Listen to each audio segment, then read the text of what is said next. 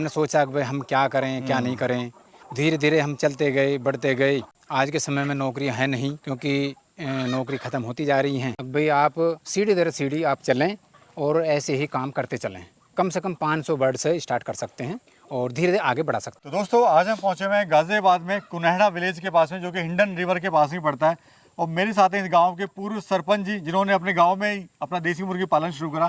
Basically इनका कहना है कि अगर आप कोई भी काम शुरू करते हैं तो छोटा है बड़ा ना समझें उसको, मेहनत तो लगन से करेंगे तो उसमें एक दिन आपको सफलता ज़रूर मिलेगी। तो चलिए फटाफट से देर न करते आपको मिलवाते हैं सरपंच जी से और जानते हैं उनके देसी मुर्गी पालन के इस मॉडल के बारे में। प्रधान जी नमस्कार। नमस्कार। कैसे हैं प्रधान जी? बस मैं ठीक हूँ, आप बताइए सर। मैं भी ठीक हूँ प्रधान जी।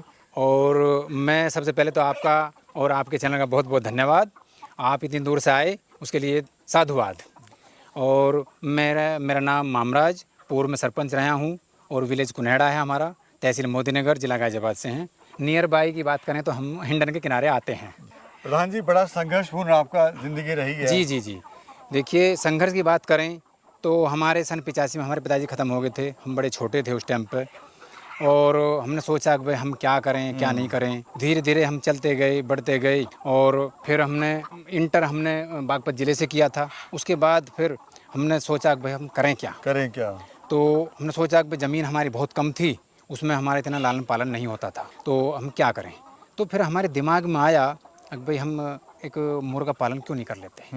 हम ऐसी हमारा एक विजिट हो गया था। मतलब एक काम घर पे गाँव में रहकर ही कर सकते हैं। जी जी जी हाँ, खेती बाड़ी भी कर सकते हैं धीरे धीरे और हम एक्स्ट्रा भी कर सकते हैं।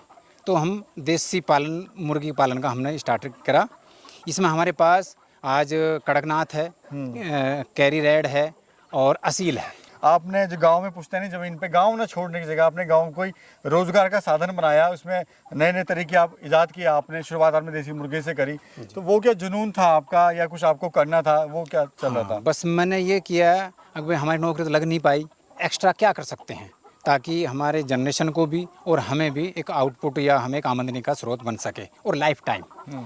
तो हमने फिर इसलिए ये देसी मुर्गों का हमने स्टार्ट किया है और ये लगभग हमारे पास 6 महीने की हो गई है। जी। 6 महीने में अब पूरे 4 महीने में ये मुर्ग उसके पे आ गई अंडे पे।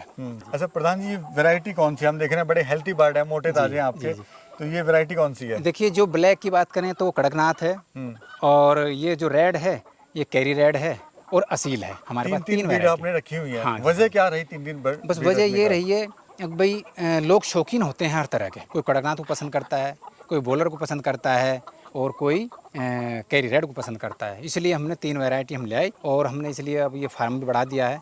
इसके साथ साथ हम बड़ा भी करना चाह रहे हैं। तो ये कहाँ से लाए थे आप कैरी रेड? ये हम मेरठ यूनिवर्सिटी से लेके आए थे, सरकारी संस्था से। हाँ जी हाँ जी। तो कितने की पड़ी आपको? ये हमें उस टाइम पे 35 रुपए की पड़ी। बच्चा जी। कितने दिन का? ये 8 दिन का बच्चा था। डे ओल्ड कह सकते हैं इसको, मतलब छोटा बच्चा। बिल्कुल बिल्कुल जी। तो प्रधान जी, जो आपका प्रधानी का जो संग वो था, मतलब आपका जो बैकग्राउंड रहा, थोड़ा उसके बारे में बताइए।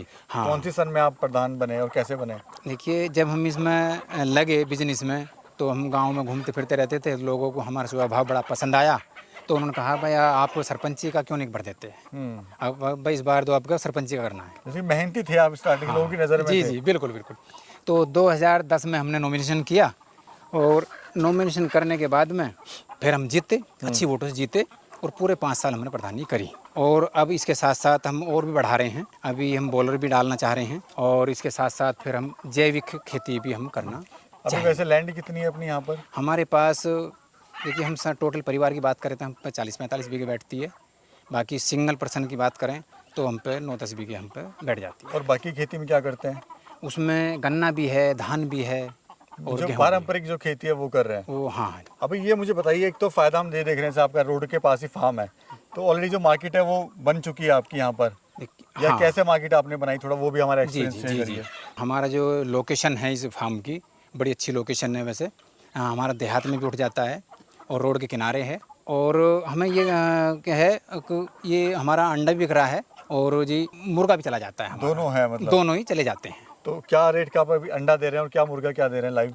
20-25 रुपये का हम अंडा दे देते हैं और जो लाइव मुर्गा है वो 1000 का, 1200 का, जैसा जो कस्टमर हाँ जैसा कोई ग्राहक आता है तो उस हिसाब से दे देते हैं। अच्छा, जैसा प्रधान भी रहे हैं जी और आप पढ़े लिखे भी रहे हैं, तो लोगों को जब लगा कि भाई ये प्रधान जी मुर्गा फार्म खोल लिया है, क्योंकि लोग ऐसा सोच के ही काम भी नहीं करते हैं गाँव में कि भाई वो क्या बोलेंगे मेरे को, अगर मैंने कोई काम किया तो समाज क्या बोलेगा। तो ऐसा कोई आपके पास कोई एक्सपीरियंस है जो बता सके हमारे? हाँ, ऐसा भी एक्सपीरियंस है। कुछ लोग ये कह रहे थे, अरे यार प्रधानी करने के बाद में तो क्या करना चाह रहा है भाई, क्या कर दिया है, तो उन्हें बड़ा अटपटा सा लगा।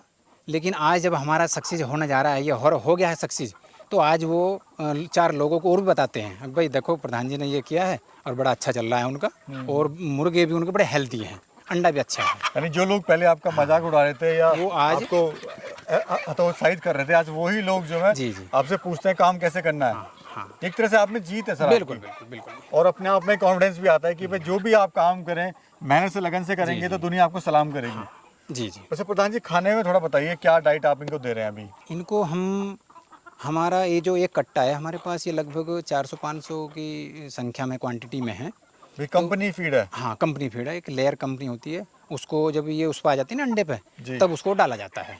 उससे पहले हमने दूसरी कंपनी का डाला था, तो अब ये अंडे पे आ रही है, तो अब लेयर कंपनी का चल रहा है ये। अच्छा, हम देखते हैं कुछ लोग सुबह शाम डालते हैं फीड, लेकिन आप यहाँ पूरे दिन आपने रखी हुई है कि जितना मर्जी खाना उनको खाए। हाँ, देखिए उसमें सुबह शाम में हम बात करें, उसमें सुबह शाम में ये होता है, मान लीजिए जब हम डालते हैं ना, तो एकदम ये ज़्यादा खाने की कोशिश करते हैं, तो उसमें बीमारी होने के चांस इनको हो जाता है, पड़ जाते हैं। पड़ जाते हैं। और मान लिया हम इनको रेगुलरली रखेंगे, तो ये बिल्कुल दिनचर्या के हिसाब से वो उतना ही खाएंगे जितना इनको पच हो सकता है। अच्छा, थोड़ा सा जैसे ब्रॉयलर में बीमारी ज़्यादा आती है, तो क्या इनमें बीमारी वगैरह आती है? नहीं, इनमें बीमारी बहुत कम होती है, होती तो है पर लेकिन बहुत कम, ना के बराबर। उसका भी धीरे धीरे हम साथ साथ ही ट्रीटमेंट कर देते हैं इनका। और ट्रेनिंग वगैरह आपने कहाँ से करी थी इसकी? ट्रेनिंग की एक बार हम ऐसे चले गए थे यूनिवर्सिटी, तो वहाँ हमने देखा तो काफ़ी हमारा जैविक पे भी था और जी पशु पे भी था, कई तरह का। फिर हमारे दिमाग में यही घुसा, हम पंतनगर यूनिवर्सिटी गए थे, तो वहाँ से हमें एक मोटिवेशन मिला, उसके तुरंत बाद ही हमने ये काम स्टार्ट कर दिया जी। यानी वहाँ आपने देखा कि भाई, और वहाँ से आपको सीख भी मिली कि कैसे इनको रख रखाव करना है। अभी जैसे प्रधान जी आपके पास कितनी मुर्गियाँ हैं और कितने मुर्गे हैं, और कितनी मुर्गियों पे कितने मुर्गे रखने चाहिए?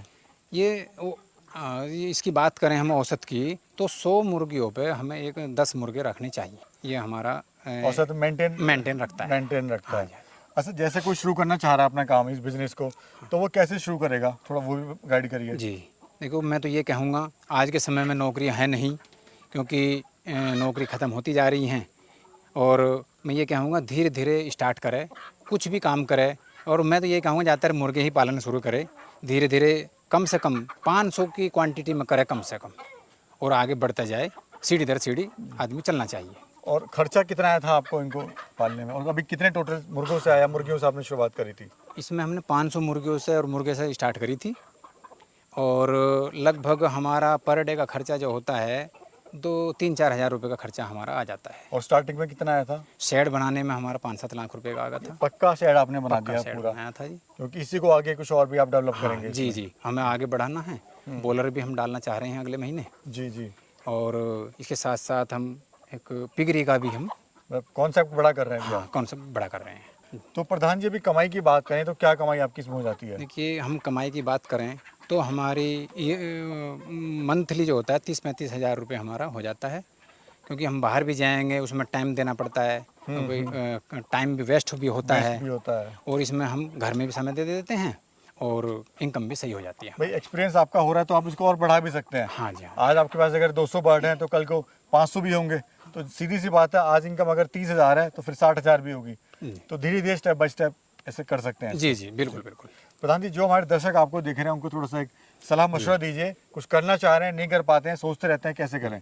देखिए, मैं यही कहूँगा, जो भी हमारे दर्शक देख रहे हैं और देखेंगे आगे, अब भाई आप सीढ़ी दर सीढ़ी आप चलें और ऐसे ही काम करते चलें। कम से कम 500 बर्ड से स्टार्ट कर सकते हैं और धीरे धीरे आगे बढ़ा सकते हैं। यानी हिम्मत करने की जरूरत है, मेहनत बस, करने की जरूरत है, लगन की जरूरत है। बिल्कुल बिल्कुल जी। बहुत बहुत शुक्रिया प्रधान जी, बड़ा अच्छा लगा आपसे बात करके। ये गांव के प्रधान भी हैं और उधर भी जिम्मेदारी आपने निभाई और इधर भी आप निभा रहे हैं। मेरी शुभकामनाएं आपके साथ हैं, आप ऐसे ही तरक्की आपका ही करें, बहुत बहुत धन्यवाद, आगे बढ़ें। बहुत बहुत साधुवाद। शुक्रिया शुक्रिया।